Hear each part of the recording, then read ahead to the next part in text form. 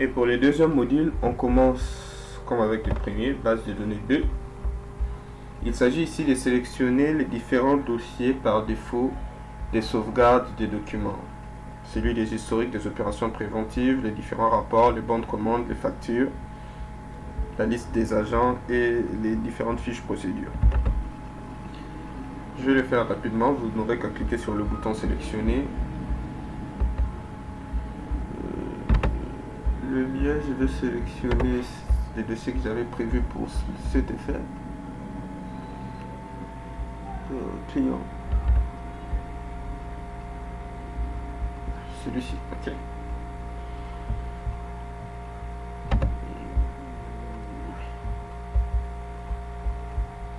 Ok.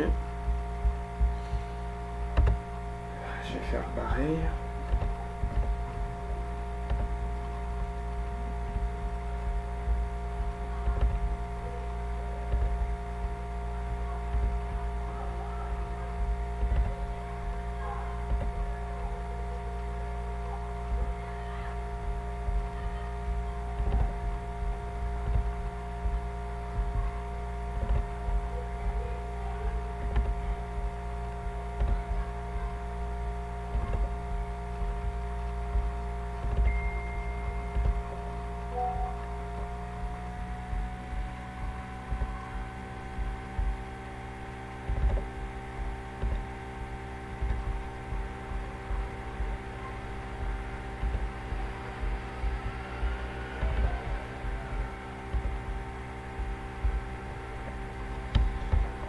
Voilà, vous sélectionnez tous les dossiers,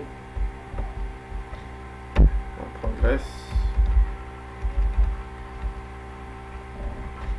ensuite vous entrez les consignes des indicateurs. On commence par les indicateurs de fiabilité. Voilà. Vous pouvez entrer quel est les targets de taux de panne. Donc les targets du taux de panne, c'est-à-dire les nombres que vous allez entrer, ça va être les maximums. Donc pour que la machine soit considérée comme fiable, il faudra que son taux de panne soit inférieur ou égal au nombre que vous allez entrer. La machine ou l'application propose 0,50 taux de panne par heure. Et la machine propose 2 heures du temps de moyenne de temps de bon fonctionnement pour les équipements. Vous pouvez bien sûr les changer comme je l'ai dit précédemment. Et à part ça, vous devrez aussi renseigner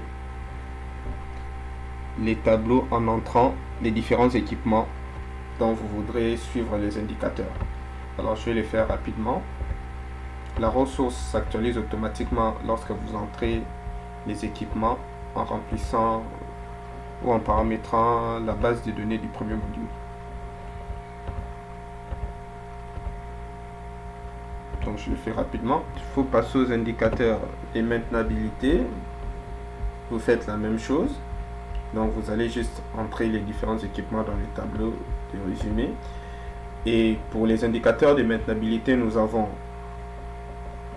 le target des taux de réparation comme celui du taux de panne. Donc l'objectif proposé est de 0,5 réparations par heure. Donc après chaque demi-heure, il faut qu'il n'y ait qu'une seule réparation. C'est d'ailleurs une consigne vraiment très tolérante pour le cas de votre entreprise, mais vous allez juste l'adapter. Et une moyenne des temps techniques de réparation inférieure à 2 heures. Alors, là, vous allez entrer ici les différents équipements. Et il y a une chose que je n'ai pas dite, je dois revenir sur les indicateurs de fiabilité. Voilà, au début de chaque mois, il faut entrer la date, la période d'analyse. Les dates de la période d'analyse. Donc vous allez entrer par exemple, nous sommes au mois de janvier, donc vous mettez 1er janvier 2024 et vous entrez la périodicité. Donc vous entrez les débuts de période d'analyse, vous entrez le nombre d'unités d'usage. Moi je recommande un mois. le nombre de jours va se calculer. Ensuite, les nombres d'heures de service vont aussi se calculer. Vous m'aviez dit que vous fonctionnez 24 heures sur 24 et c'est exactement ce que l'application va faire. Donc l'application va juste prendre le nombre de jours de la période d'étude multiplié par 24 heures pour trouver le nombre d'heures de service. Et c'est partant de ce nombre d'heures de service que les indicateurs seront déduits pour chaque machine. Et à partir aussi de l'historique des pannes. Donc vous voyez que pratiquement tous les tableaux sont liés, alors cette phase des paramétrages est une phase très importante. Après les indicateurs de fiabilité, nous allons passer aux indicateurs de maintenance. Le même principe, renseigner le début de période, le nombre d'unités d'usage, l'unité d'usage pour trouver le nombre de jours et ensuite le nombre d'heures de service. Et pareil avec les tableaux, vous prolongez les tableaux et ensuite vous sélectionnez les différents équipements. C'est ce que je vais faire.